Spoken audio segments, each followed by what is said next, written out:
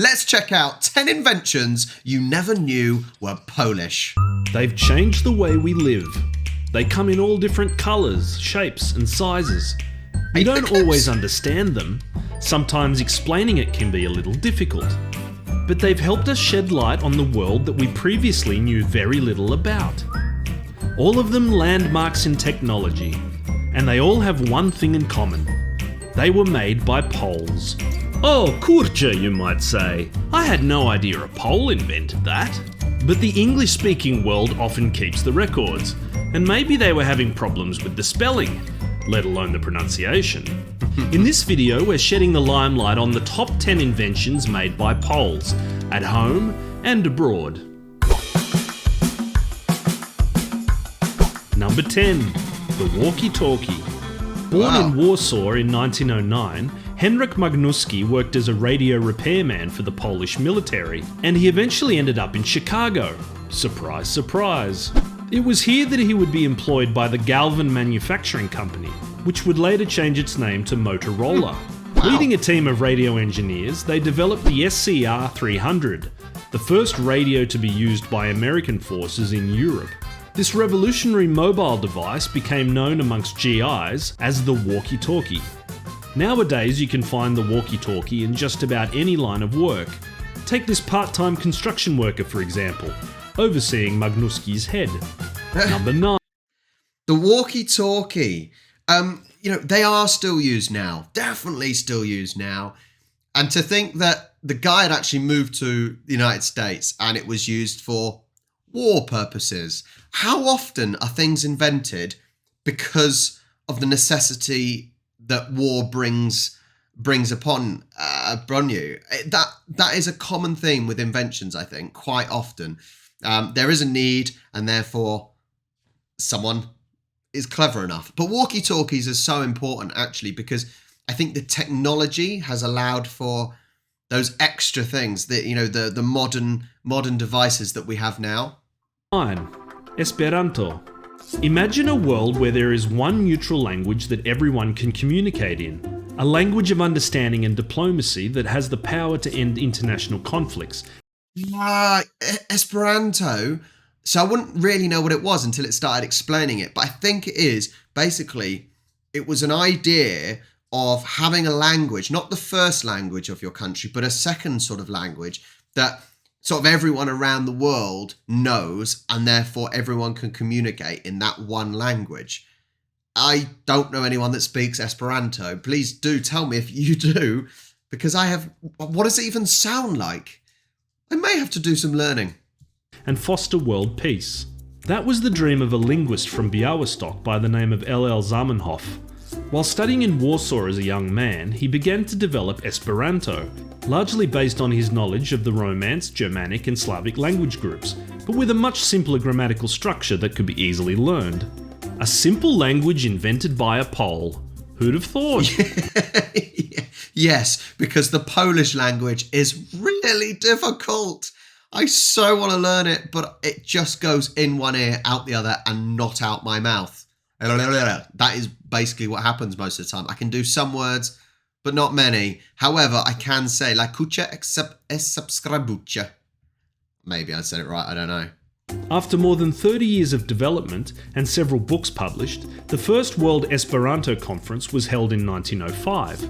Since then, the movement of Esperantists has continued to grow, and today there are an estimated 63,000 to 2 million speakers of Esperanto. I don't think that's enough speakers to be worth anyone's time, if I'm honest. No, that's not enough. Considering it wants to be a sort of a universal language, and how many billions on the planet, that is literally not even a grain of salt. Number 8. The Kerosene Lamp. The story of the kerosene lamp can be traced back to the present-day Ukrainian city of Lviv, which used to be Lwów, Poland. It was here in 1853 that two Polish chemists, Jan Zek and Ignacy Łukasiewicz, attempted to distill alcohol from oil, which at the time was an incredibly cheap resource being extracted in the region. Though they failed to make anything potable, at least not to any self-respecting spirit connoisseur, What they did discover was a clear flammable liquid that burned long and bright, and more importantly, it didn't stink like oil. Ale śmierdzi. Putting the liquid called kerosene to work, they asked a local tinsmith to make a lamp with a small tank at the bottom. Thus, the classic shape of the kerosene lamp had been born. That is how important as well was kerosene. The typical image of kerosene is when you see, miners down a mine, obviously. That's a big time when you see it. So the importance of that, yeah, well done. Number 7. The railway signal device. Jan Josef Baranovsky deserves the award for the most proactive employee of all time when it comes to his work for the French railway. Fleeing Poland after the failed November uprising of 1830, Baranovsky first worked as a bank teller and cashier in France, before he landed a job as a bookkeeper for the National Rail Network. Baranovsky made several key inventions for the railway system, including the first ever ticket printing machine that could spit out 5,000 tickets an hour, and each with a unique serial number. But at a time when railroad accidents were becoming more and more frequent, it was Baranovsky's automated railway signalling device, invented in 1857, that made the biggest impact on the industry. I think this is one of those devices that probably would have been invented whether it was this guy or it was someone else. I think something like this would have been invented just naturally over time. But maybe not as soon, 1850, whatever he said. But I think it would have been invented because when there's a need, they create things. But still, that was very early on he did this. Prior to this, signalling depended on employees waving flags at various points along the track, as well as their knowledge of when and where the trains were coming from. In an age of increasingly busy railway lines, the Baranovsky signal, as it became known, avoided countless accidents and undoubtedly saved a lot of lives. Number 6. The Telectroscope. Jan Szczepanik, often referred to as the Polish Edison, made several contributions to technology throughout his lifetime. However, it's his version of the Telectroscope, produced in 1898, that is considered to be a landmark in the development of telecommunication. I don't even know what a telectroscope is. This is one of these problems with these invention videos when I don't even know what that actual item is. A telectroscope is a scope and lens, amplified with electricity, that can reproduce images from a distance. Sound familiar? You may not be surprised to know that the term telectroscope was replaced around the turn of the century with the word television. Though he was certainly not the first, Szczepanik's weird machine, as it was called, is alleged to have been able to recreate colour, which would make Szczepanik the forefather of colour television. Wow. Number 5. There you go. So can we say a Polish man invented the television? Sort of. That's always the thing. When you look at people that invented stuff, it's at what stage and what part of an object did they invent? Because, that, for example, was not the television. However, you had to have that to possibly create what became the television. So he didn't technically invent the television, but the parts that were necessary to actually become the television. That's incredible. The Paperclip. Whilst the person behind the idea of the mighty paperclip has long been disputed, one contender for your praise may be the famous Polish pianist and composer Józef Hoffmann. Praised by many as the greatest pianist that ever lived, Hoffmann was also an inventor in his spare time. It's been suggested that the inspiration behind the shape of the paperclip was the treble clef, no doubt burned into his brain after hours of reading piano scores. Hoffmann is also accredited for developing one of the earliest mechanical windscreen wipers, which apparently was inspired by the back and forth motion of his metronome. Well, that is certainly two different types of invention. The paperclip, you don't necessarily see them very much anymore. I still use paperclips for keeping notes together and paper together. I don't think you use paper clips quite as much. Maybe in teaching, an office work you would do. But then you think of the windscreen wipers. It's interesting how quite often inventors can look at another object and think, that sort of motion and style would work on something else. That's really interesting. Number 4. The electric-powered submarine. Although experimentation with submersible craft had existed since the mid-16th century, it was a Pole who first successfully created a submarine powered solely by electricity.